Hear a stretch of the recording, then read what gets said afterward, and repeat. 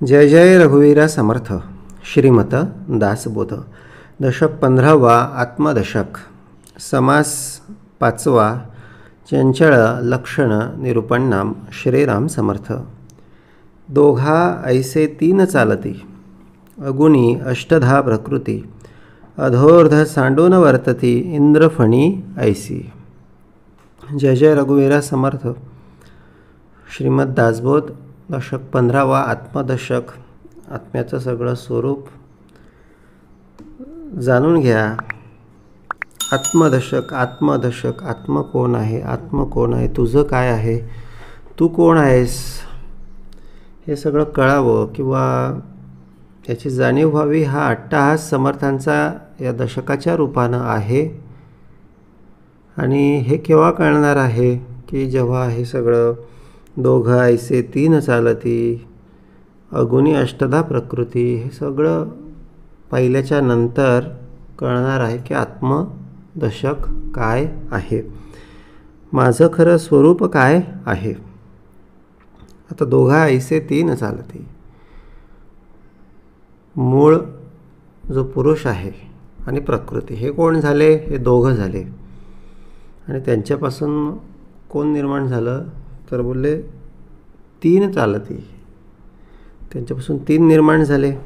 आणि पुढे काय झालं? अगुणी अष्टधा प्रकृती. आता हे दोघं तीन त्रिगुण झाले. बोलले मूळ माया आणि प्रकृती, तीन त्रिगुण, आणि पुढे पाच भूते त्याच्यात मिळाली. आता हे दोघं बाजूला राहून गेले. हे पाचांचीच आणि ह्या तिघांचीच काय तयार झाली? तर अष्टधा प्रकृती तयार झाली. अधोर्ध सांड म्हणजे हे मूळ पुरुष आणि मूळ प्रकृती हे बाजूला झाले आणि यांचाच सगळा खेळमध्ये सुरू झाला. अधोर्ध सांडून वर्तती. हे सगळे तीन त्रिगुण पंचभूते, तीन त्रिगुण पंचभूते यांचं काय झालं? अधोर्ध सांडून वर्तती, इंद्रफणी ऐसी. इंद्र म्हणजे मांजर, फणी म्हणजे सर्प. सापाचं आणि मांजरेचं जसं हाडवैर असतं तसंच हाडवैर यांचं आहे. सगळे काय केलं यांनी? एकमेकाला सगळं मारलं, एकमेकाला संपवलं आणि बोलले एकमेकापासूनच निर्माण झाले आणि एकमेकालाच संपवलं. म्हणजे थोडक्यात समर्थांना सांगायचं काय आहे की बाबा रे, हे सगळं हा जो पसारा आहे हा एकमेकापासून निर्माण होतो, एकमेकांपासून संपतो, हे महत्त्वाचं नाही. आणि ह्याच्यासाठी आम्ही जन्माला आलेलो नाही. पंतंडे भक्षितो पणजा. तर वायूपासून बोलले तेज निर्माण झालं, तेजापासून पाणी, पाण्यापासून पृथ्वी. पण प्रळय होताना, खांजणी भांजणी होताना हे सगळ्यांनी एकमेकाला संपवलं. आणि शेवटे काय झालं? वायूमध्ये हे सगळे संपले. सगळ्यात आधी वायू निर्माण झालेला होता. एक आकाश तर मूळ पुरुषाचं प्रतीक आहे. त्याच्यापासून सगळ्यात आधी निर्माण कोण झालेला होता? वायू होता. तोच पणजा आहे. कारण त्याच्यापासून मग त्याचा मुलगा झाला तेज, आणखी त्याचा मुलगा झाला बोलले जळ तयार झालं, आणखीन त्याचा मुलगा झाला पृथ्वी. असे सगळे नातवंडे पंतवंडे निर्माण झाली. पण प्रळयाच्या वेळी हे सगळं पुन्हा एकमेकामध्ये सगळं संपून गेलं. मग ते कोणी संपवलं? तर त्या वायूने संपवलं. म्हणून काय म्हटलेलं आहे इथे? पंतोंडे भक्षितो पणजा. तर पंजानं काय केलं? बोलले सगळ्या पंतवंटांना खाऊन टाकलं. मूल बापास मारी ओजा. आता हे तीन त्रिगुण पण खूप भारी झाले. त्यांच्या आशयानं ह्या शब्द समर्थांनी इथे वापरला. हे तीन त्रिगुण मूळ मालकालाच विसरायला त्यांनी आम्हाला लावलं. मूल बापास मारी ओझा म्हणजे त्यांनी बाजूला सारलं. मारणं म्हणजे याचा अर्थ समाजाने इथे काय आशय दाखवला की बाबा त्यांना बाजूला सारलं. मूळ पुरुषाला, मूळ आमच्या सगळ्या हेतूला या तीन त्रिगुणांनी हरताळ फासला. कुठे सत्वच प्रबळ झाला, कुठे तम प्रबळ झाला, कुठे रज प्रबळ झाला. बरं, ते एकदा होऊन थांबलेलं नाही. ते होतं जातं, येतं जातं. कधी आज चांगलं वाटतं, कधी उद्या तमोगुण प्रकट होणार, कधी सत्वगुण वाढणार, कधी रजोगुण वाढणार. आणि नवल काय झालं की ह्या सगळ्यांच्या रस्सी खेचमध्ये मूळ मालक, मूळ हेतू, मूळ अंतरात्मा, मूळ परमेश्वर मागे पडला.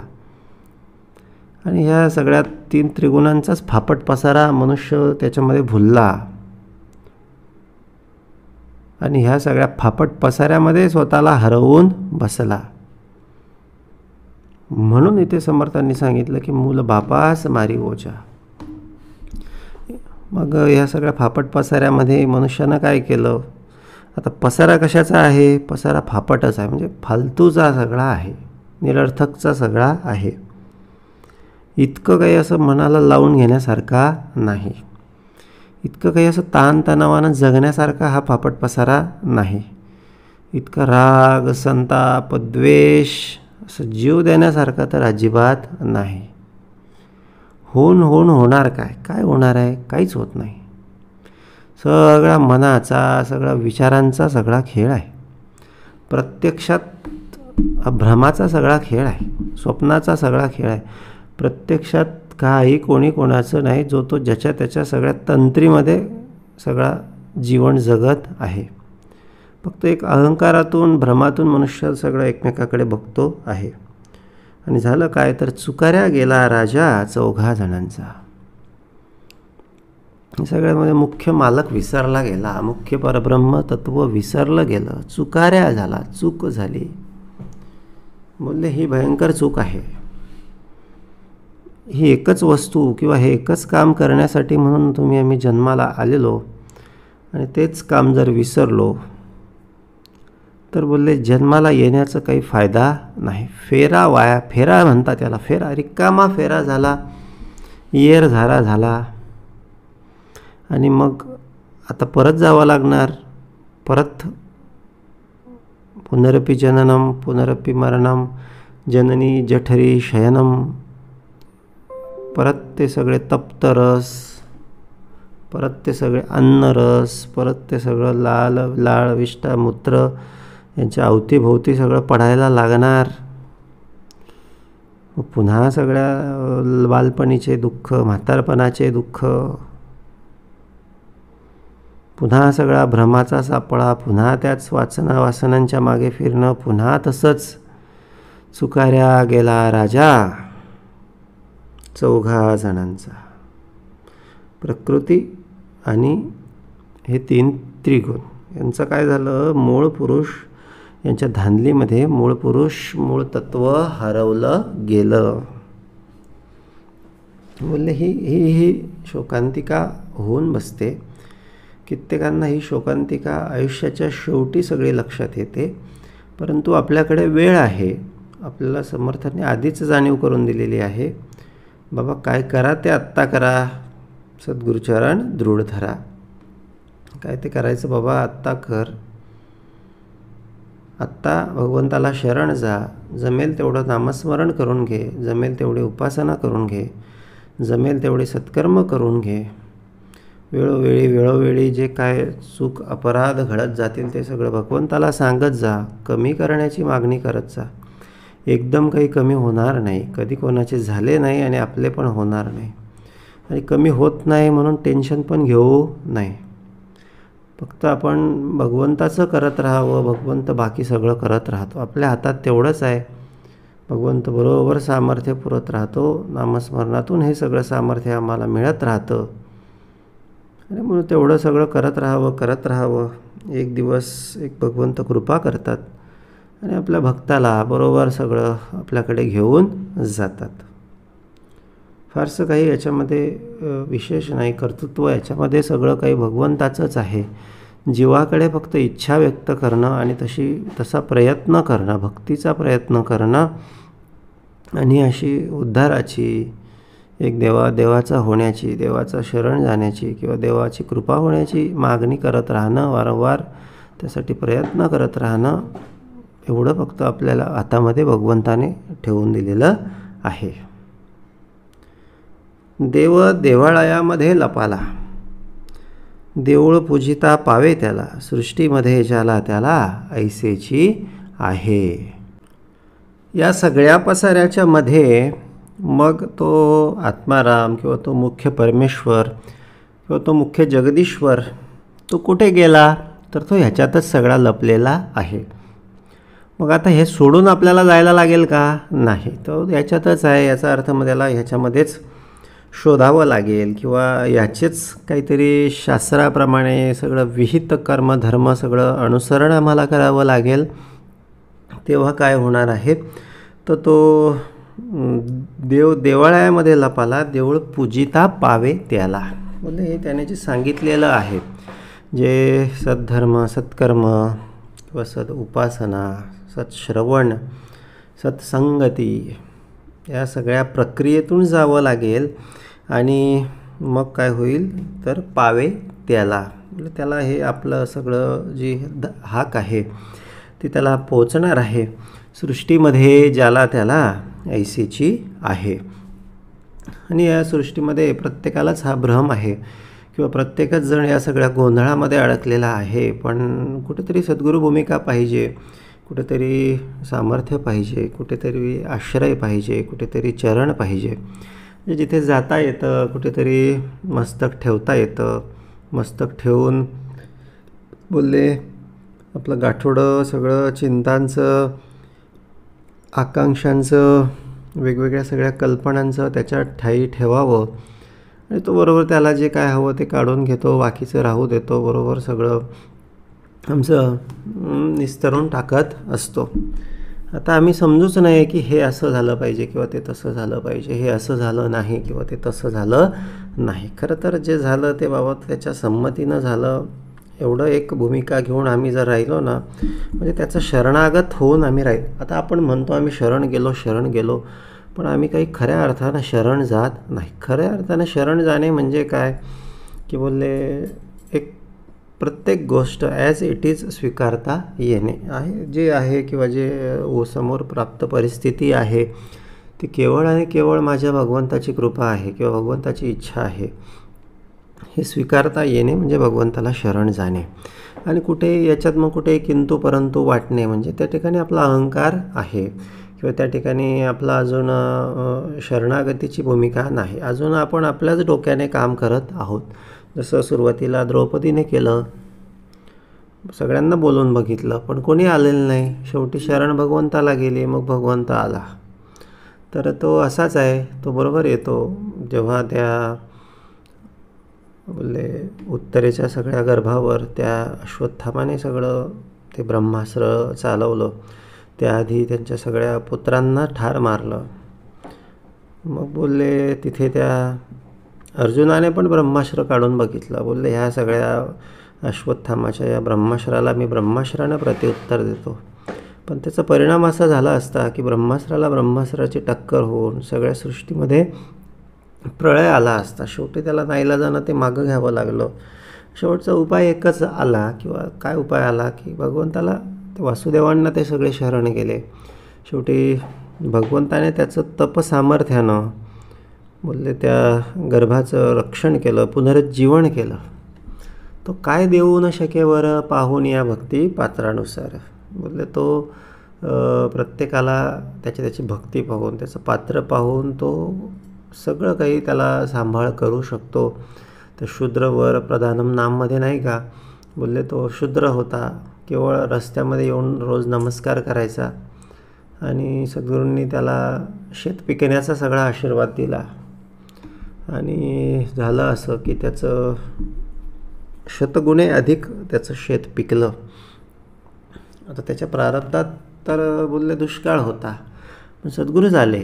सद्गुरूंनीच मध्ये पाय घातला, मध्येच सद्गुरूंनी बोलले त्याला तोडायला लावलं, कापायला लावलं. तो जाणणारा आहे, पुढचं तो जाणतो, तो त्रिकालज्ञ आहे. त्याच्यामुळे कधीतरी काहीतरी कापावं लागतं आणि त्याचं आम्ही फार बाऊ करून घेतो. असं करू नये. तो मुद्दाम येतो कापायला, कारण त्याला पुढचा दुष्काळ माहिती असतो. म्हणून तो आला आणि त्याने कापायला लावलं. त्याच्यामुळे एवढं सगळं करतो, तरी आम्हाला कापायला लागलं. लोक बोलतात, बायको बोलते, पोरं बोलतात, मग आम्ही पण चिंतातूर होऊन जातो. ही नव्हेत की लक्षणे सख्य भक्तीची, ही सख्य भक्तीची लक्षणं नाहीत. आता शेवटी एकच आहे, शरणागती पूर्ण असली पाहिजे. बोलले सृष्टीमध्ये ज्याला त्याला ऐसेची आहे. दोन्ही नामे एकाच पडिली, लोकी नेमस्त कल्पिली. विवेके प्रत्यय पाहिली, तो एकची नाम. मग आता तसं बघितलं तर मूळ पुरुष मूळ प्रकृती ही दोन्ही नामे एकाच पडिली. लोकी नेमस्त केलं, लोकांनी त्याची कल्पना केली. मुळात दोन्ही भूमिका एकच आहे. एकाच त्या सगळ्या मूळ जाणिवेच्या ठाई ते चंचळ निर्माण झालेलं आहे. विवेके प्रत्यय पाहिली, तो एकची नाम. मग आता त्याचा प्रत्यय दाखवायला समर्थांनी घेतलेला आहे की बाबा रे, हे काय आहे की ही भूमिका पुरुष प्रकृती वेगळी वेगळी अशी भूमिका नाही, स्त्री पुरुष अशी वेगळी वेगळी भूमिका नाही, फक्त ते नावांचा सगळा भेद आहे. स्त्री नदी पुरुष खळाळ, ऐसे बोलती सकळ, विचार पाहता निवळ देह नाही. आता पाणी, नदी आणि खळाळ म्हणजे धबधबा, या दोन्ही भूमिका पाण्याच्याच भूमिका आहेत.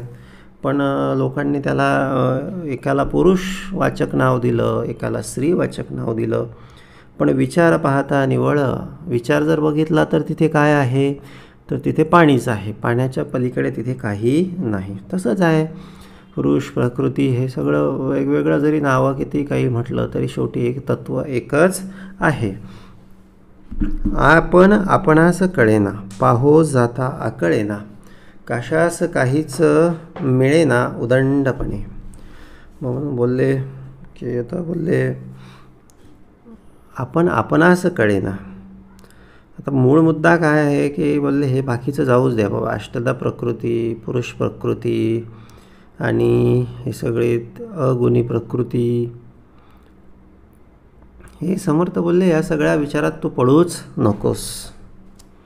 मूळ मुद्दा काय आहे, आपण आपणास कळेना. तर आपण आपणास कळेना, ज्याला आपण कळला बोलले त्याचा जन्म सार्थक झाला. बोलले ज्याला आपण कळला, आपण कळता कळता देव कळता कळता देव जो शोधायला गेला त्याला आपणच कळला. आणि त्याला कळून आलं की देवाच्या ठाई असणारं ते बोलले आपलंच विशाल रूप आहे, आपल्या ठाई असणारं ते देवाचं सूक्ष्म रूप आहे. आपण आपणास कळेना. खरं तर हा सगळा प्रवास आपणापासूनच सुरू होतो आणि आपणापाशीच संपतो. आपण आपणास कळेना. बोलले आपण या सगळ्या वासना, भेद, इच्छा, आकांक्षा, माया, प्रकृती यांच्या पलीकडे आहोत. आणि तीच एक भूमिका जाणून घेणे, त्याच एक भूमिकेच्या ठाई चिरंतन वास करणे, ही भूमिका काय आहे, स्वरूप पाहण्याची भूमिका आहे किंवा स्वतःला शोधण्याची भूमिका आहे किंवा त्या एका मूळ पुरुषाला किंवा त्या मूळ धर्माला प्राप्त करून घेण्याची सगळी भूमिका आहे. पाहो जाता आकळेना, कशास काहीच मिळेना उदंडपणे. पण आता हे वाटतं तेवढं सोपं नाही. मग होतं काय की बोलले कशास काहीच मिळेना. पाहायला गेलं तर काय बघा ना, किती किती करायला जातो आम्ही. कधीतरी असा मस्त छान संकल्प करतो की आता मस्त छान नामस्मरण करणार, मस्तपैकी स्मरणिका घेतो, सगळं करतो, सकाळी करतो, दुपारी करतो, संध्याकाळी करतो, छान छान छान छान मस्त सगळं सुरू असतं. आणि 1-2 दिवस 3 दिवसातून असा एखादा प्रसंग येतो की हे सगळं आम्ही केलेलं बोलले एक बाजूलाच राहून जातं आणि काहीतरी असं अवगुण म्हणा किंवा काहीतरी पुन्हा तीच सगळी भूमिका आपल्या हातून घडून जाते. पुन्हा सगळी पदरी घोर निराशा सगळी आपल्या येत असते. पाहो जाता आकळेना, कशास काहीच मिळेना उदंडपणे. सगळं प्रयत्न केला तर एका सगळ्या मूळ सगळ्या आपल्या स्वरूपाला प्राप्त करण्याचा, पण मिळालं का नाही. कशास काहीच मिळेना उदंडपणे. पण झालं काय, उदंड सगळे अडथळे, उदंड आघात, उदंड उपाध्या सगळ्या उभ्या राहिल्या. हीच समस्या आहे. एकलाची उदंड झाला. उदंड एकला पडिला, आपणासी आपला गलबला सो सवेना. म्हणजे सगळं एकलाची उदंड झाला. आता खरं तर त्याचाच हा सगळा पसारा आहे. आणि उदंडची एकला पडिला. आणि सगळ्यांमध्ये तो एकच गोष्ट अशी आहे की तो खरं तर जाणून घेण्यासारखा विषय आहे. आपणासी आपला गलबला सो सवेना. गलबला एवढा झाला की त्याच्यामध्ये तो मूळ सापडेनासा झाला. आपणासी आपला गलबला सो सवेना. आता हा तर आत्म्याचा विषय झाला, पण आपणही तेच केलं. आत्म्याने तर सगळी सृष्टी निर्माण केली. तो तर जिथे बसायचा तिथे बसलेलाच आहे आणि त्याची ती लीला आहे म्हणा किंवा त्याची ती निर्मिती आहे. त्याने हेतू पुरस्कार ते सगळं केलेलं आहे. पण आणि आम्हाला हेतू पुरस्कार ते सगळं बोलले शोधायचं आहे किंवा हेतू पुरस्कार त्याला प्राप्त करून घ्यावायचं आहे. पण आमचं बोलले एवढं सगळं असून देखील काय होतं, आपण आपला गलबला एवढा वाढवतो किंवा आपल्या हातून आपलाच गलबला एवढा सगळा वाढवला जात असतो की तो आपल्याला सोसवत नाही. संसाराचा गलबला, मतांचा गलबला, तत्वांचा गलबला, अहंकाराचा गलबला, लोभाचा गलबला. समर्थ म्हणाले, बाबा एवढा सगळा गलबला करूच नको. एवढा सगळा गलबला करशील आणि हाती काय झालं, हाती दुपाटनं आलं. केलंही गेलं, तुपही गेलं, हाती दुपाटनं आलं. बोलले खरं तर बोलले एवढा सगळा गलबला, एवढा सगळा व्याप, एवढा सगळा संताप काही कामाचा नाही. सिम्पल ॲज इट इज एक नीती न्यायधर्माला धरून आचरण, एक नीती न्यायधर्माला धरून दिनचर्या, एक प्राप्तविहित कर्म पूर्ण करणं, त्याचं फळ ईश्वराला अर्पित करणं, जगायचं म्हटलं तर एवढं साधं सोपं सरळ आयुष्य आहे. पण आपणासी आपला गलबला सो सवेना. पण झालं काय, गलबला एवढा सगळा आम्ही आमचाच वेगवेगळा सगळा वाढवला, मतांचा, अहंकाराचा, वासनांचा. आपण त्या मूळ पुरुषापासून काय झालो, दूर झालो, लांब झालो. आपणाला काय झाली, भूल पडली. पण अशी आपला गलबला सो सवेना. एक असोन फुटी पडले. आता तो आणि आपण एकच होतो.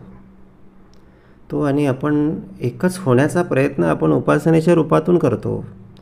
तो आणि आपण एकच जाणीवेत राहण्याचा प्रयत्न आपला स्मरणाच्या रूपानं असतो. आणि त्यावेळेस बघा किती सुंदर अवस्था असते, किती शांत वाटतं, किती आनंदमय अवस्था आपण प्राप्त झालेली असते. कारण ते आपलं खरं रूप असतं, शुद्ध रूप, सत्यरूप. ही सगळी भूमिका आपणाकडे त्यावेळेस असते. पण फूट पडते, मध्येच माया आडवी येते. एक असोन फुटी पडली आणि बोलले मग आपण एकटा आणखी फूट झाल्यामुळे आपण एकटा पडतो. बोलले आपण त्याच्याशी एकरूप होतो ना, मग आपल्याला कशाची भीती नसते. जेव्हा जेव्हा आपण आपल्याकडे नाम सुरू असतो, जेव्हा जेव्हा आपल्याकडे भक्ती उपासना असते, सत्कर्म असतात, आपल्याला कशाचीच भीती नसते, कसलाच अडथळा आपल्याला येत नाही. बोलले तो अखंड आपला सांगाती बनून आपल्यासोबत असतो, काही तो कमी पडू देत नाही. पण फोटी असो नस्थिती एकली. पण त्याची आपण विस्मरण पडलं की मग आपण एकटं पडतो. आणि मग विचित्र कळा, काय करावं काही समजत नाही. विचित्र कळा पैसावली प्राणी मात्री. काही कळत नाही, काय करावं. संताप, राग, निराशा, सगळं काहीतरी सोडून सगळं चाललं जावं असं वाटतं, असं तसं. पण हे कशाचं झालं, कशामुळे झालं, त्याला आपण सोडलं. आपण त्याला शरण गेलोच नाही, आपण आपलं वेगवेगळंच राहिलो. पण वेगळंच आपल्याच विश्वात राहिलो. त्याला मांडावं, त्याला सांगावं, त्याला शरण जावं, त्याचं नामस्मरण करावं, त्याची उपासना करावी, सिंपल राहावं, काही कोणाचा विचार करू नये, काही कोणाबद्दल वाईट विचार करू नये. आपल्याच धुंदीमध्ये, आपल्याच सगळ्या भगवंताच्या चिंतनामध्ये आपण राहावं. तोच आपला सखा आहे, तोच माता पिता गण गोत बंधू भ्राता सकळही तोच परमात्मा आहे. ही जाणीव ठेवून आपण जर राहिलो तर काय बोलले, कुठलीच कधीच विचित्र कळा येणार नाही. आणि विचित्र कळा आली म्हणजे समजून घ्यायचं काहीतरी विचित्रपणा विक्षिप्तपणा आपण केलेला आहे. अशा वेळेस आणखी आपण परत शरण गेलो पाहिजे. आता बघा असं असतं ना की आपण सुखामध्ये विसरून जातो ना, म्हणून मग दुःख कोणाला प्राप्त होतं. मग दुःखामध्ये आपल्याला असं वाटतं ना की चिंतन होत नाही, दुःखाचं आठवत राहतं. याचा अर्थ आपण सुखामध्ये काही त्याचं चिंतन केलेलं नसतं. म्हणून होता होईल तोवर सतत सतत सतत सतत बोल त्याचं सुख असो, दुःख असतो, आनंद असो, शोक असो, भय असो, चिंता असो, हरेक परिस्थितीमध्ये त्याचं ते चिंतन आमच्या हातून सगळं घडत राहिलं पाहिजे. वल्लीमध्ये जळ संचरे, कोरडेपणे हे वावरे, ओले वाचून न थिरे काही केल्या. आता तो जो आहे मूळ पुरुष किंवा मूळ परमात्मा, जो सगळ्यांमध्ये, सगळ्या जीवांमध्ये, सगळ्या या सृष्टीच्या सगळ्या कलबल्यामध्ये बसलेला आहे.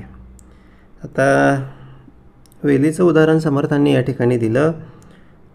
वेलीमध्ये पाणी आहे, पण वरतून हात लावला तर हाताला पाणी लागतं का? नाही. म्हणजे पाणी आहे पण हाताला पाणी लागत नाही. आणि कोरडेपणे हे वावरे, कोरडं वाटतं, बाहेरून हात लावला तर कोरडं वाटतं, पण ते मध्ये वावरत असतं. ओले वाचून न थिरे काही केल्या, त्याच्याशिवाय ती वेल जगणार आहे का? नाही, त्याच्याशिवाय वेल जगू शकत नाही. म्हणजे काय की बोलले, जरी गलबाला विचित्र कळा आपणाला दिसत असली तरी घाबरून जाऊ नाही. तो आपल्या जवळच आहे, तो या सगळ्या पसाऱ्यामध्ये गलबल्यामध्येच लपलेला आहे, किंवा तो फार लांब नाही. याचा अर्थ आम्ही त्याला खूप कुठेतरी दूर सोडून आलो असं पण नाही. तो तुझे आहे, तुझं पाशी परी तू जागा बोला. चित्त आपलं दुसरीकडून काढून इकडे आणायची गरज आहे. बोलले आपलं फोकस, आपली दृष्टी, आपलं ध्यान बोलले सर्व ठाई त्याच्याशी केंद्रित करणं गरजेचं आहे. म्हणजे सगळं करतो आहे, काही पूर्वीसारखं आपल्याला काही कामधंदा बदलता येणार नाही किंवा काय, सगळं पण त्या कामामध्ये आपल्याला त्याला बघायचं आहे, त्याच्यासाठी करतो आहे, किंवा त्याची आज्ञा आहे, किंवा त्याच्याशी बोलतो आहे, किंवा त्याची मदत करतो आहे. ही अशी भूमिका आपल्याला घ्यायला लागणार आहे. झाडांमध्ये केली आळी, तर झाडाचं उदाहरण समर्थांनी आणखी दिलं. झाडांमध्ये खाली पाणी टाकण्यासाठी म्हणून आळं केलं. झाडांमध्ये केली आळी, झाडे धावती निराळी. आता पाणी खाली टाकलं पण झाडं कुठे गेले? वरती गेले. धावती म्हणजे काय? वरच्या दिशेने वाढली. कित्येकच झाडे अंतराळी उडवून जाते, म्हणजे फार उंच उंच वाढली. अंतराळी उडून गेली म्हणजे काय? उंच उंच वाढली. भूमीपासून वेगळी झाली, परी ती नाही तर वाढली, निरालीच बळावली जेत तेथे. आता एक बाहेरचं इकडचं झाडांचं वाढली याचा अर्थ खूप उंच झाली. आपल्याला ती भूमीपासून त्याच्या फांद्या वगैरे ते सगळं वेगळं दिसत आहे, फळं वेगळे दिसत आहेत. पाणी आपण खाली टाकतोय, जमिनीत टाकतोय, झाड वरती वाढतंय, भूमीपासून ते वेगळं दिसतं आहे. परी ती नाहीत वाढली याचा अर्थ कुठून तरी त्यांना पाणी जातं आहे. निराळीचं बळावली जेत तेथे. फार सुंदर भाग आहे. बोलले मुळापाशी पाणी टाकणं गरजेचं आहे. झाड कुठे का जाईना, झाड काही का काम करेना, झाड कुठे का बोलले किती का कुठल्या का परिस्थितीमध्ये राहेना, किती का आनंदात राहेना, किती का दुःखात राहेना. महत्त्वाचं ते नाही. महत्त्वाचं काय आहे, झाडाची परिस्थिती कशी आहे हे पण महत्त्वाचं नाही. झाडाचा रंग, रूप, धर्म कुठला महत्त्वाचं नाही. ते झाड मुळाला पाणी टाकतं का ते महत्त्वाचं आहे. तर ते झाडाला पाणी जर असेल ना तर ते झाड वाळणार नाही, म्हणजे त्याचं सुख समाधान आनंद आटणार नाही. पण पाणीच नसेल तर कुठेतरी बोलले काहीतरी अडचण, काहीतरी समस्या निर्माण होणार आहे. परीती नाही तर वाळली, निराळीच बळावली जेथे तेथे. बोलले असं बोलले, जिथे असेल तिथे बाबा बळावशील, तुझं बळ वाढेल, सामर्थ्य वाढेल. बोलावा विठ्ठल, पाहावा विठ्ठल, पूजावा विठ्ठल, करावा विठ्ठल जीव भावे. बोलले हे जिथे असेल तिथे तो सर्व सुख समाधान ऐश्वर्य आनंद आपणाला प्राप्त करून देण्याचं सामर्थ्य ठेवतो. फक्त पाणी टाकण्याचं आपल्याकडे, पाणी टाकायला किती वेळ लागतो हो. तर घरी आम्ही कुंड्या लावतो, मग एक छोटे छोटे फुलझाडं लावतो, किती वेळ लागतो. 2-3 दिवसातून अर्धा एक बादली मग घेतो आणि त्याने सगळं पाणी टाकतो. पण झालं काय, ते तेवढ्याशानं ते खूप सुंदर सगळे फुलतात, त्यांना सगळं बोलले खूप छान असं त्यांना फुलं लागतात, फळं लागतात. बोलले निराळीच बळावली, थोडंसं पाणी टाकायची गरज आहे. थोडासा भाव पाहिजे, एवढंच केलं पाहिजे तेवढंच केलं पाहिजे असं पण त्याला काही घेणं देणं नाही. म्हणजे थोडासा भाव, आणि नाही भाव आणि देवा मला पाव, बोलले असं काही नाही. थोडासा भाव पाहिजे, थोडंसं प्रेम पाहिजे, थोडीशी आठवण पाहिजे, करायचं आहे निदान अशी वृत्ती तरी पाहिजे. सद्गुरू आहे, सद्गुरूंची माझे सद्गुरू आहेत, एवढा जरी भाव आपण दिवसातून 2-4 वेळा आठवला तरी झाडाला काही ना काही पाणी मिळत राहतं. निराळीच बळावली जेथे तेथे. आणखीन मात्र अजून समर्थांनी पुढे फार सुंदर सांगितलेलं आहे. देवाकरिता चालती झाडे, देव नसता होती लाकडे, नीटची आहे कुवाडे सर्वथा नव्हे. आता बाबा आपण हे सगळं करावं का करावं, म्हणजे आपल्या सुखस्वार्थ, आपल्या आनंदासाठी. कारण हे सगळं सृष्टी पसारा त्याने निर्माण केला, त्याच्यासाठीच सगळं सुरू आहे. त्याला वगळून जर आम्ही काही करायला लागलो तर मात्र निश्चितपणे काही उपयोग नाही.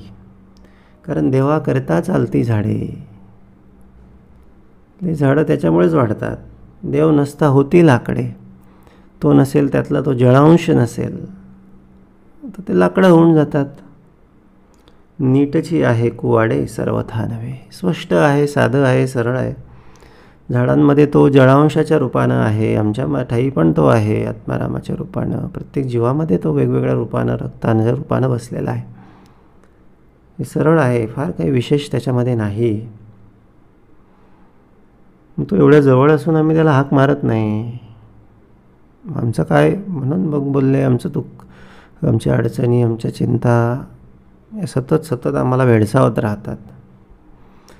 तो त्याला हाक मारली, त्याचं भजन भक्ती केली म्हणजे आमच्या सगळ्या अडचणी दुःख संपून जाईन असं नाही. सगळं ते कर्मानुसार काही येतीलही, पण ते आम्हाला काहीच वाटणार नाही. हत्तीच्या सगळ्या अंगावर अशी चिमूटभर माती पडली काय न पडली काय त्याला काही फरक पडत नाही. त्याच्या अंगावर एखादा कावळा, एखादी चिमणी, एखादा पोपट येऊन बसला काय न बसला काय त्याला काही फरक पडत नाही. बोले एक सद्गुरू सामर्थ्य आम्हाला एवढं मोठं बनवून टाकतो, एवढं बल आम्हाला प्रदान करत असतं, एवढी शक्ती, एवढी स्थिती आमची भरभक्कम मजबूत करून टाकत असतं की बोलले मला हे येणाऱ्या सगळ्या गोष्टींमधून आम्ही लिलया त्या ठिकाणून बाहेर पडतो. देवाला त्यांच्यावर जादूची छडी फिरवली आणि एकदम आमचं सगळं चांगलं होऊन जाणार असं नाही.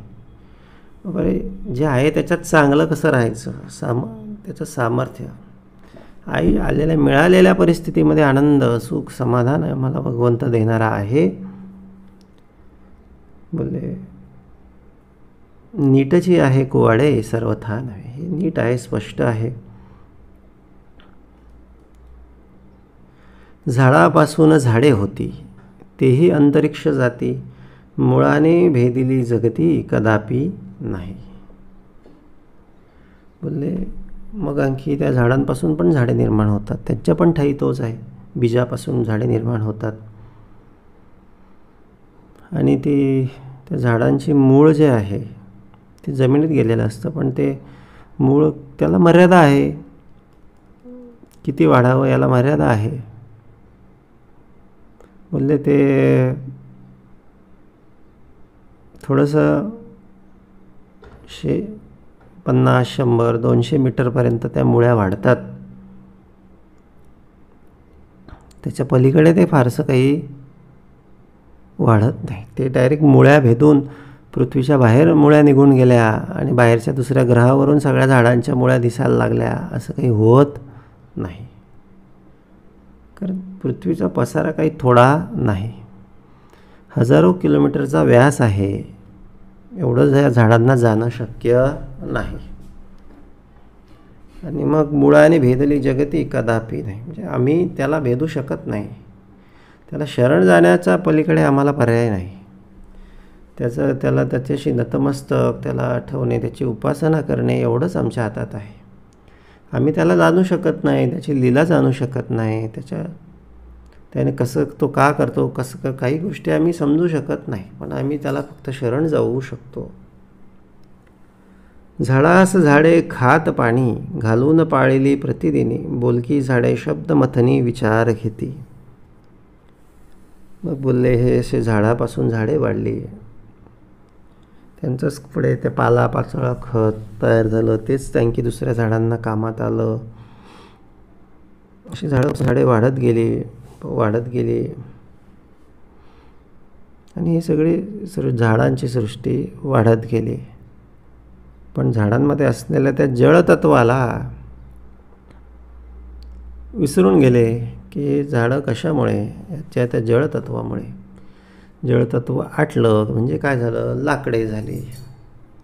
आयुष्यामध्ये शुष्कपणा आहे म्हणजे कुठेतरी जळतत्व आटलेलं आहे, पाणी घालायला लागेल असं जाणून घेतलं पाहिजे. मग सकाळी न चुकता, संध्याकाळी न चुकता पाणी घालायची सवय लावून घेतली पाहिजे. बोलले पाणी घातल्यानं काय होणार आहे, झाडं हिरवी राहणार आहेत. नेम लावल्याशिवाय, सवयी केल्याशिवाय कुठलीच गोष्ट होत नाही. सवय करून घेतली ना, चांगल्या गोष्टीची सवय लावून घेतली ना, इच्छा असो नसो, उठल्याबरोबर तशा गोष्टी, तशा क्रिया आमच्या हातून घडतात. म्हणजे अमुक एका वेळी मी उठणार, अमुक एका वेळी मी मग हे काम करणार, मग त्याच्यानंतर हे काम करणार. आम्हाला विचार पण करावा लागत नाही, आपोआप सगळ्या गोष्टी होतात. मग तसं आम्ही सकाळी उठणे, व्यायाम वगैरे करून, अतर्विधी वगैरे करून, कुठेतरी काही क्षण, काही वेळ त्याला त्या निर्गुण निराकाराला ध्यानाच्या रूपानं, उपासनेच्या रूपानं, नामस्मरणाच्या रूपानं आठवणे, ही हॅबिट आम्ही का लावून घेऊ शकत नाही? बहुतेकांनी बहुतेक व्यसनांच्या हॅबिट लावून घेतलेल्या आहेत, काही एक उपयोग नसताना. आता त्याचा हानी होते, त्याचा पैसा खर्च होतो, तो विषय नाही, पण त्याच्यामुळे आम्ही आमचं स्वरूप गमावतो, हे मात्र फार विशेष आहे. मग स्वतःचं अस्तित्व भुलवणाऱ्या गोष्टीसुद्धा आम्ही सवयी लावून घेतो. व्यसनांच्या असतील की ज्याच्यामध्ये आमच्या धादांत सगळ्या जीवालासुद्धा धोका असतो, अशी व्यसनं आम्ही अंधाधुंदपणे सगळी लावून घेतो. परंतु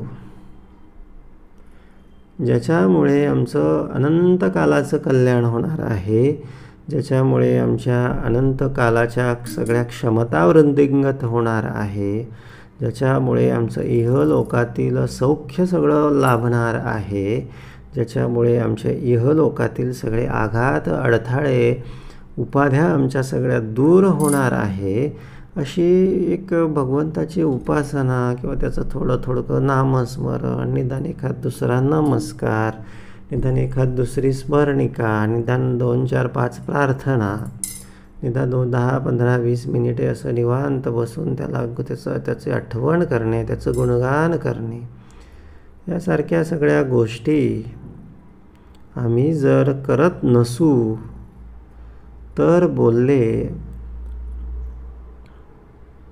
मग पहावे आपणासी आपण.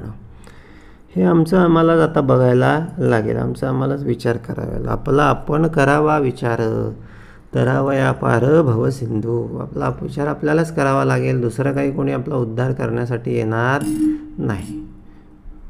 समज आता पुढे काय म्हणतात, बाबा रे होणार ते तुके आधीच झाले, मग कल्पून बोलले, जाणत अशी समजले सकळ काही. समर्थ बोलले, आता बाबा आधी जे व्हायचं ते होऊन गेलं, आतापर्यंत जे केलं ते ठीक आहे, पण मग आता किती वेळा सांगायचं, किती वेळा तेच सगळं बोलायचं. जाणते वा जाणते वाळ, जाणते वाळ, जाणीव घ्या, आता तरी जाणीव घ्या, आता तरी सावध व्हा, निश्चय करा. बोलले विचार करा, चिंतन करा, मनन करा, श्रवण करा, उपासना करा. हे समर्थांना आता सांगायचं आहे की बाबा रे जाणत याशी समजले सकळ काही. जाणता असेल ना बाबा तर तुला हे सगळं समजून येईल. समजले तरी उमजले तरी समजेना, प्रत्येवीन अनुमानेना सकळ काही. समजून घ्या समर्थ म्हणतात, पण बाबा समजले तरी उमजेना. समजतं सगळं पण उमजत नाही. म्हणजे काय, कृती करवत नाही. कृती समजले तरी समजले तरी समजेना, प्रत्येवीन अनुमानेना सकळ काही. समजलं तरी समजलं पण उमजत नाही, उमजलं पण समजत नाही. आता समजण्या आणि उमजण्यामध्ये काय फरक आहे? काय करायचं आहे हे कळणे म्हणजे समजणे, आणि कसं करायचं आहे बोलले हे समजणे म्हणजे उमजणे. आता समजलं बोलले की काय करायचं आणि कसं करायचं, बाबा या दोहोंचा ठाम निश्चय करून घे. काय करायचं, काय करा, भक्ती करा.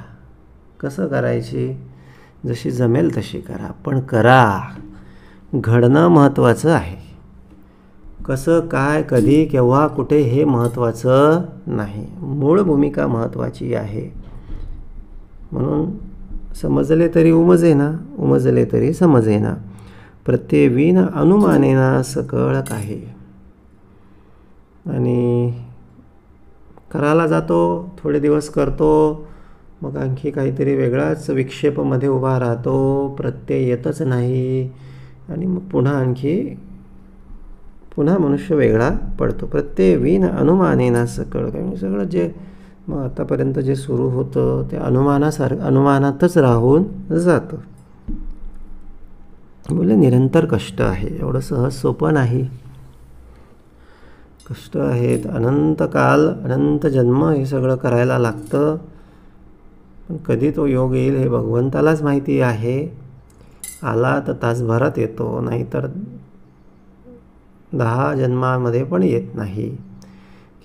कशी भावना, कशी कृती, कशी निष्ठा किंवा कशी भक्ती आमच्याकडून घडावी याची अपेक्षा भगवंतालाच आहे, भगवंतालाच माहिती आहे. कुठल्या भावानं तो प्रसन्न होईन, कुठल्या प्रकारे तो आम्हाला सोडवेन हे त्याला ठाऊक आहे. आम्ही फक्त अनन्य भावे, अनन्य चित्ते, निष्काम वचने भगवंत जोडे. अनन्य भाव आमच्याकडे असला पाहिजे, अनन्यपण आमच्या ठाई असलं पाहिजे. अनन्यपण म्हणजे काय, नाही अन्य तो अनन्य, वेगळा नाही. वेगळेपण असू नये. मग जे जसं केलं तसं त्याला प्राप्त होतं. बोलले अनन्यपण असू नये. नाही अन्य तो अनन्य, नाही अभक्त तो भक्त. वेगळे पण नाहीच आपल्यात आणि भगवंतामध्ये, वेगळे पण उरूच नाही. मीच भगवंत आहे, माझ्याच ठाई भगवंत आहे. मी माझं काम करतो आहे म्हणजे देवाचं काम करतो आहे, मी देवाचं काम करतो आहे म्हणजे माझं काम करतो आहे. ही भूमिका समजून घेणं गरजेचं आहे. बोलले आता ही भूमिका, आपलं स्वतःचं काम करताना आपण वेगळा विचार करतच नाही. फायदा होईल की तोटा होईल, किती पैसे भेटतील, उगाचच करतो आहे असं काही म्हणतो का आपण आपल्या मुलांचं घरादाराचं करताना? नाही. तसं आयुष्यातलं प्रत्येक काम करता आलं पाहिजे, त्याला साक्षी मानून. म्हणजे त्यालाच सर्व ठिकाणी साक्षीला ठेवता आलं पाहिजे, हा प्रत्यय घेता आला पाहिजे. नाहीतर याच्याशिवाय सगळं बाकीचं काय आहे, हा अनुमानच आहे. सगळं जगणं म्हणजे अनुमान आहे, अंदाज आहे, अंधाधुंदी आहे. म्हणून समर्थ पुढे सांगतात, सर्वत्रांचा वडील कोण, हेची पहावी ओळखन, भेटे आपणास आपण जगदांतरे. हे फार समर्थांनी सोपं सांगितलं. म्हणाले बाबा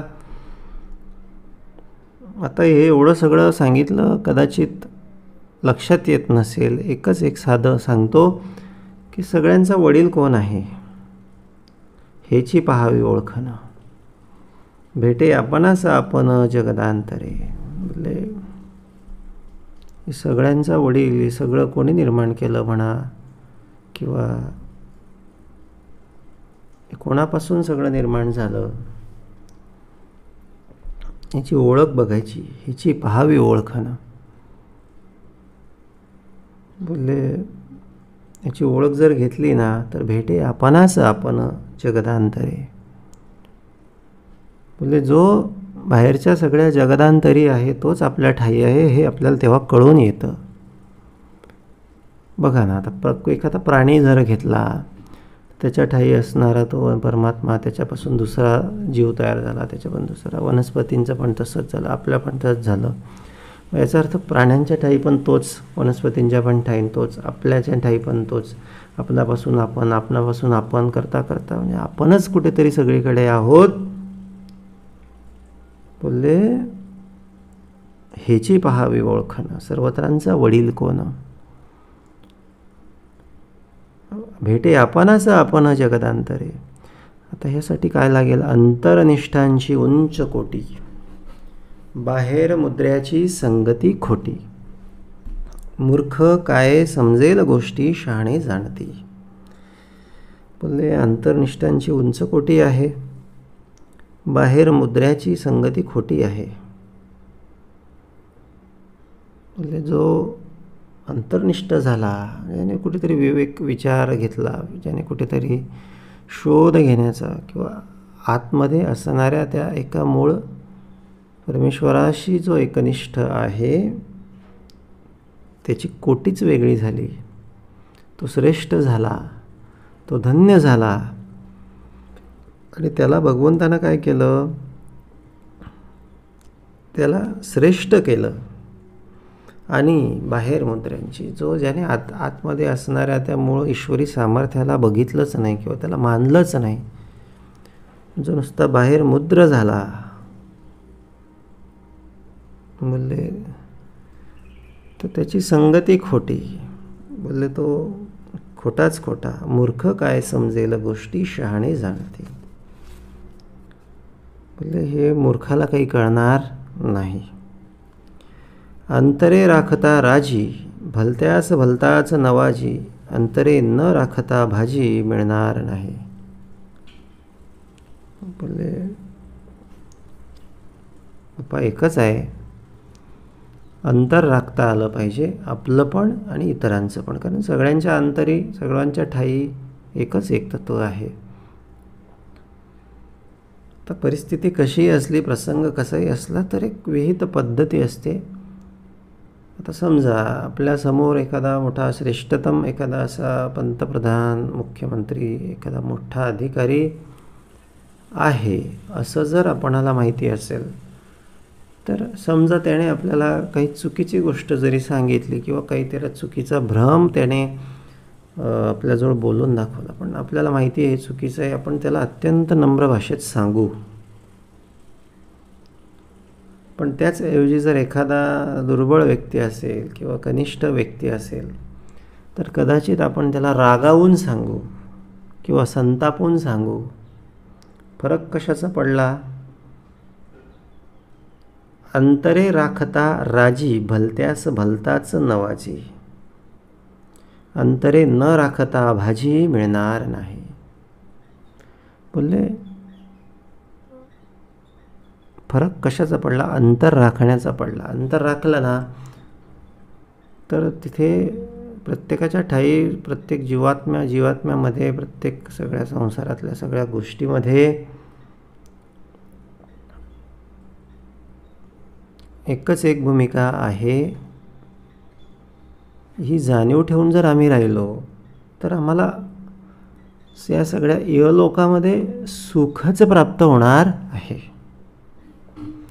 पण अंतरे न राखता भाजी मिळणार नाही. पण आम्ही सर्वांच्या ठायी त्याला न बघता दुसरंच कोणाला तरी बघून किंवा त्याच्या त्या वरकरणी सगळ्या बाह्यरूपाला बघून वेगवेगळे सगळे राग संताप व्यवहार करत असलो तर कदाचित अंतर त्या ठिकाणी चुकावेल किंवा अंतर पडेल आणि आमचं बोलले कदाचित आयुष्यामध्ये आम्हाला सर्वकडे समाधान मिळणार नाही. ऐसे वर्तते प्रत्यक्ष, अलक्षी लावावे लक्ष, दक्षास भेटता दक्ष समाधान होते. तर दक्ष तोच आहे आतमध्ये. आम्हाला पण थोडं दक्ष राहून त्याच्याशी अंतर्ध्यान ठेवावं लागेल. काही नाही, फक्त एक बोलले काम धंदा करता करता त्याला आठवायचं, त्याला अर्पण करायचं, आतल्या आत त्याच्याशी संवाद सुरू ठेवायचा, आतल्या आत त्याच्याशी बोलत राहायचं, आतल्या आत त्याचं गीत गुणगुणत राहायचं. एवढं हे साधं सोपं सरळ आहे. हेच त्याच्याशी बोलले अंतर न राखणे आहे. आणि त्याच्याशी अंतर जर राखलं तर मग बोलले भाजी पण मिळत नाही. म्हणजे थोड्या थोड्या गोष्टी पण आमच्या होत नाही किंवा छोट्या छोट्या गोष्टींमध्ये आम्हाला त्या ठिकाणी दुःख राग संताप सगळं सहन करावं लागतं. म्हणून दक्ष आहे, तोच एक दक्ष आहे, सगळ्यांना सांभाळणारा आहे. आम्ही पण थोडंसं दक्ष राहून त्याच्याशी दक्षास भेटता दक्ष, त्याला जर भेटलो तर समाधानच समाधान आहे, आनंदीच आनंद आहे. काहीच बदलणार नाही, फक्त एक जाणीव बदलायची गरज आहे. सगळं जे ॲज इट इज सगळे आमचे कामं धंदे सुरू राहतील, पण फक्त त्याला साक्षीला ठेवायचं, त्याला मनातल्या मनात आठवत राहायचं. बाहेरच्या सकाळी संध्याकाळी त्याला झाडासारखं पाणी द्यायचं उपासनारूपी. बोलले बस, तो हळूहळू आपल्याला कळणार पण नाही आपले अवगुण कसे कसे कमी होतील. होत नाही म्हणून आज चिंता करू नये. आपण खूप प्रयत्न करतो एखाद्या वेळेस आणि अचानक काहीतरी थोडीशी प्रमाद आपल्या हातून घडून जातो, मग आपल्याला परत प्रचंड काही निराश व्हायची गरज नाही. सोडणारे पण आपण नाही, सोडवून घेणारा तो आहे. त्याला सांगत राहायचं, एक दिवस तो सोडवून घेईल. मी सोडत होतो पण माझ्याकडून सुटलं नाही, म्हणून हा प्रक्षोभ झाला वृत्तीचा, अंतःकरणाचा. हा प्रक्षोभ व्हायला नको. आपण कुठेतरी तिथे पण मी पण आणला. आपण स्वबळावर निवडणूक लढायला गेलो, त्याच्याशी युती नाही केली. आपण त्याच्याशी युती करायला पाहिजे, त्याच्या साथीनं निवडणुका लढायला पाहिजे. मग बोलले आपलं सीट निवडूनच येतं, निवडून नाही सत्तेवर सगळं बसतं. म्हणजे थोडक्यात काय, साक्षीला ठेवणे.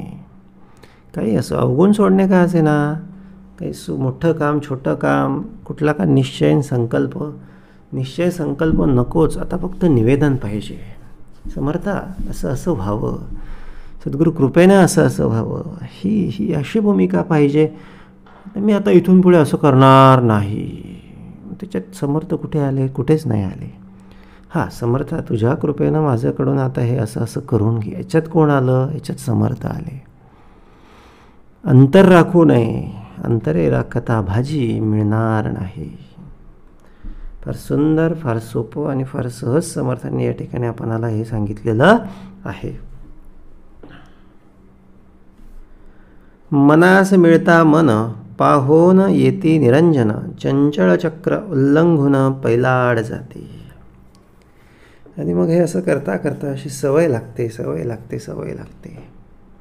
आणि मग होतं काय, एखाद दिवशी मनास मिळता मन, आपलं मन आणि त्या ईश्वराचं मन किंवा ईश्वराची इच्छा किंवा ईश्वराची चेतना, ईश्वराची जाणीव एकच होऊन जाते. आणि अशक्य ते शक्य व्हायला लागतं. अशक्य गोष्टी शक्य व्हायला लागतात. चंचळ चक्र उल्लंघून पैलाड जाते. मग चमत्कार आपल्या आयुष्यामध्ये व्हायला लागतात. असं हे रोज रोज संवाद करता करता करता करता करता करता त्याची ना आपली लय एकच होऊन जाते. त्याला जे वाटतं तेच आपल्याला वाटतं, आपल्याला जे वाटतं तेच त्याला वाटतं. आपली जी इच्छा तीच त्याची इच्छा, त्याची जी इच्छा तीच आपली इच्छा. आणि मग काय होतं, चंचळ चक्र त्या ठिकाणी थांबून जातं. बोलतो आता हे चंचळाचं काम राहिलेलं नाही. बोलले हे आता निश्चळाकडच्या डिपार्टमेंट लागलं. बोलतो आता हे त्याच्या इच्छेप्रमाणेच होणार. मग जरी ब्रह्मयाने लिहिली असतील दुष्टाक्षरे ते सुद्धा बाजूला होतील. एक एक हे सगळं हे अंतर आपलं मनास मिळता मन, त्याचं ना आपली भूमिका, त्याचं ना आपलं चित्त, त्याची ना आपली सगळं अंतःकरण एक झाल्याच्या नंतर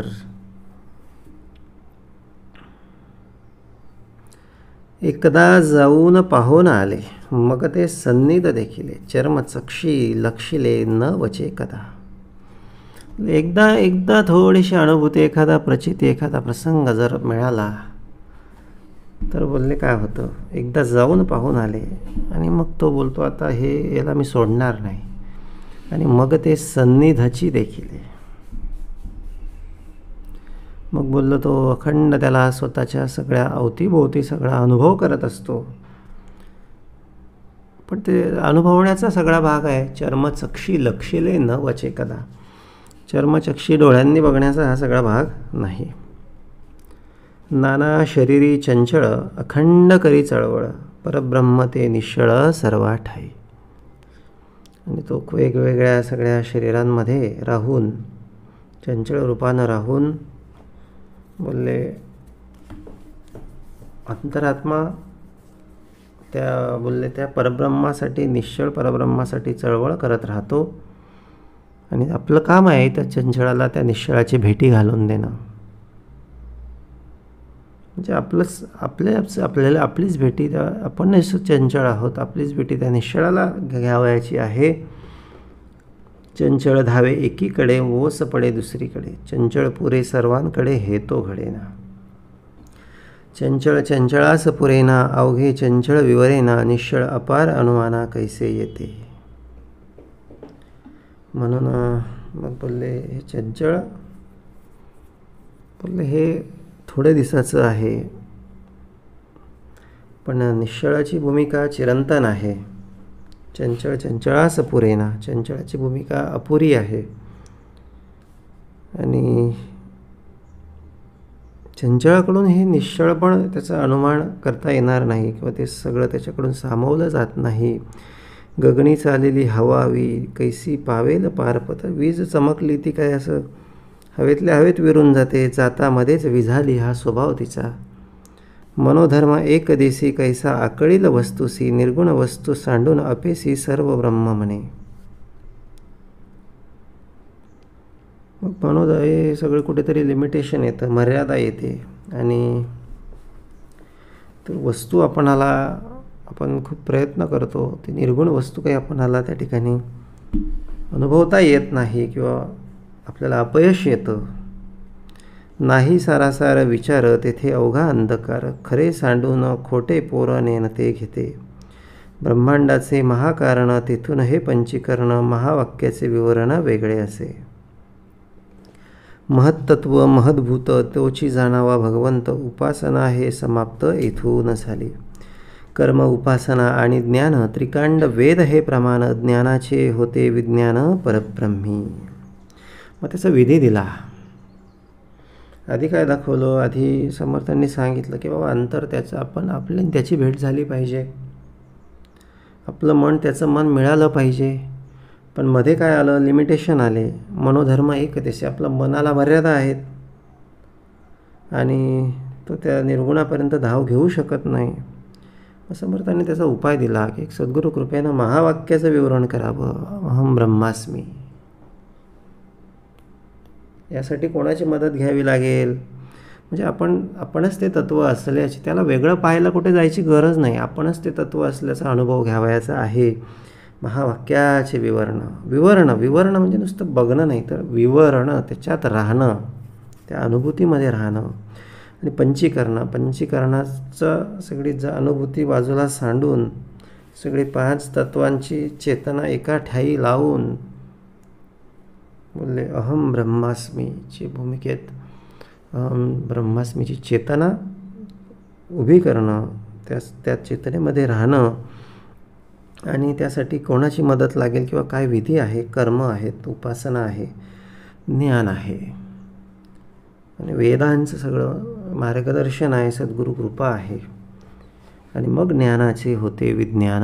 एकदा मग कुठेतरी ते विज्ञान प्रकटतं आणि परब्रह्माची भेटी होते. असं हे सगळं शास्त्र आहे, विधी आहे. एका दिवसाचा सगळा भाग नाही, अनंतकालाची प्रक्रिया आहे. पण सद्गुरू कृपा, ज्ञान, उपासना, महावाक्याचे विवरण या सगळ्या भूमिकेतून मात्र त्यापर्यंत जाता येतं.